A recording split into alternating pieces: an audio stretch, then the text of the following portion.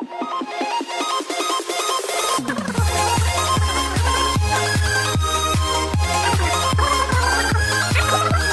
ही important video है। बहुत यूँ समझिए कि बहुत सारे स्टूडेंट्स कमेंट कर रहे हैं, उसका जवाब है समझिए।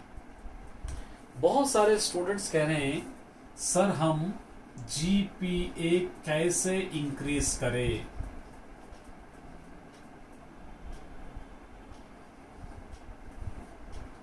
जीपीए, बढ़िया स्टूडेंट, जीपीए इंक्रीज करने का एक ही पॉइंट बनता है, एक ही सॉल्यूशन बनता है, हार्ड वर्क।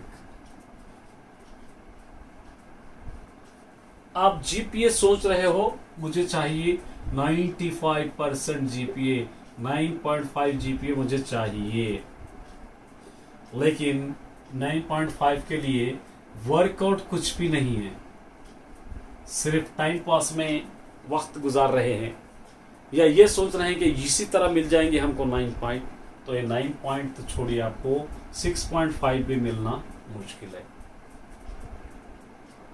सबसे पहले अच्छी तरह याद रखिए, आपका 80% मार्क्स आपको एग्जाम से मिलते हैं, 20% मार्क्स आपको यहां पर मिलते हैं, आपको प्रोजेक्ट वर्क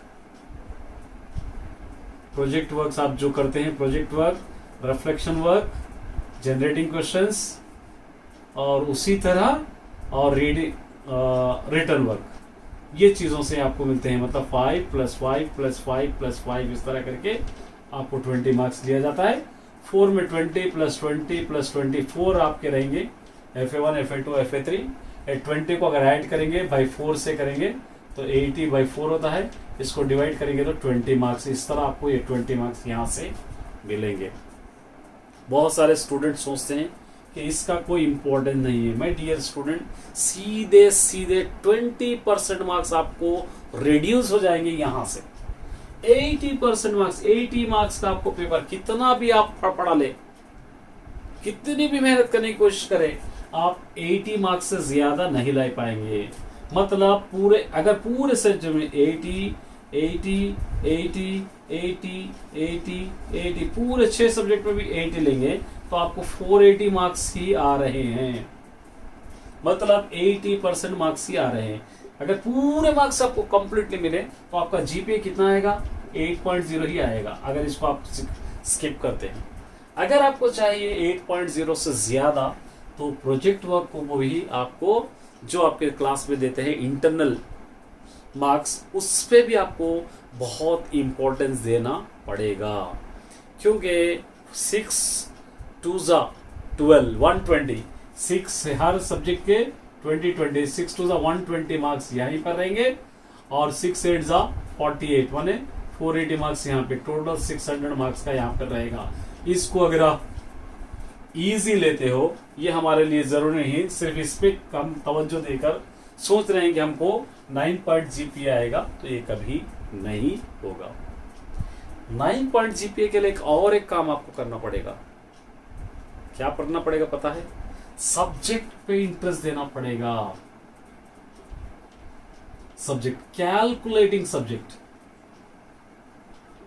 कौन सा सब्जेक्ट हमको ज्यादा जीपीए दे सकता है?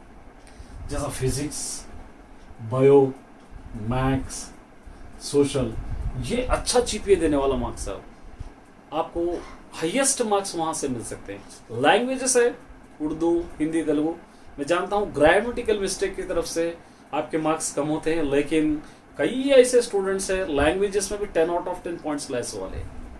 तो इसीलिए किसी सब्जेक्ट को हम कमतर नहीं समझना चाहिए।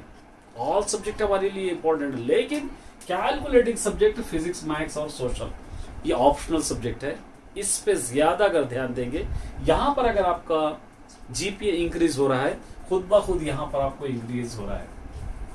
अब हम 9 पॉइंट चाहिए, हमको 9.5 चाहिए, लेकिन उसके लिए हम मेहनत नहीं कर रहे हैं। कितने घंटे उसके लिए हमको पढ़ना है, क्या क्या मेहनत करना है, क्या हमको स्ट्रेटेजी अपनाना है, ये चीज़ें हम नहीं कर रहे। सिर्फ सोच रहे हैं कि 9.5 चाहिए, 9 चाहिए, सिर्फ सोचते रहेंगे तो आने वाले नहीं है। 9.5 चाहिए, 9 चाहिए या 8 चाहिए, वॉट एवर जो भी आपके माइंड में है, उसके लिए आपको मेहनत तो बहुत ही ज़रूरी है, वो भी पूरे 6 सब्जेक्ट की मेहनत ज़रूरी है। अगर आप बायोलॉजी को मिलाएंगे तो 7 सब्जेक्ट की मेहनत आपको बहुत ही ज़रूरी है। ये 7 सब्जेक्ट के साथ साथ आपको ये इंटरनल मार्क्स भी बहुत ही ज़रूरी है, तभी जाकर आपको अपना जीपीए कंप्लीट होगा। इसके लिए एक अलग से मैं डिटेल से वीडियो बनाऊंगा, क्योंकि जीपीए किस तरह कैलकुलेट होता है, और हमको इतना वर्क करने के बावजूद भी स्कूल में हमको फुल मार्क्स क्यों नहीं मिलते। बहुत सारे स्टूडेंट्स का कंप्लेन होता है कि सर हमने बहुत किया है और हमको मार्क्स ही नहीं मिले, और कितने मार्क्स एटलीस्ट होना चाहिए और इंटरनल मार्क्स, उसके लिए एक सेपरेट वीडियो बनाऊंगा। तब तक के लिए वीडियो देखिए। तो जो अगर आप चाहते हैं आपके जीपीए इंक्रीज करना है, सपोज आपको S7 में 6.5 या 7.5 जीपीए आया, अब इसको आपको 6.5 को 8.5 9.5 में कन्वर्ट करना है, तो उसके लिए क्या करना पड़ेगा, जो गलतियां S7 में आपने किए हैं एनालाइज करना है। सबसे पहले कौन सा सब्जेक्ट हमको वीक है, कौन से सब्जेक्ट में हमको मार्क्स कम आए, कौन से सब्जेक्ट में हमको मेहनत की ज़रूरत है, वहाँ से आपको उभरना है। S7 के रिजल्ट से आपको उभरना है। उभर कर आपको ये जो गलतियाँ यहाँ पे की है, ये गलतियाँ यहाँ पर आप नहीं करके 8.5 मार्क्स आपको लाना चाहिए।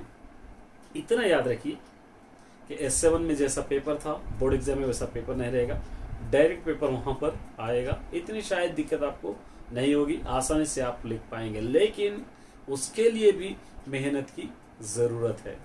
तो ये कुछ पॉइंट्स थे मैं आप सभी के सामने रखना चाह रहा था, और उम्मीद करता हूँ कि इस वीडियो से आप कुछ ना कुछ सीखे होंगे। कुछ अगर आपको डाउट है तो मुझे कमेंट करके पूछ सकते हैं। अभी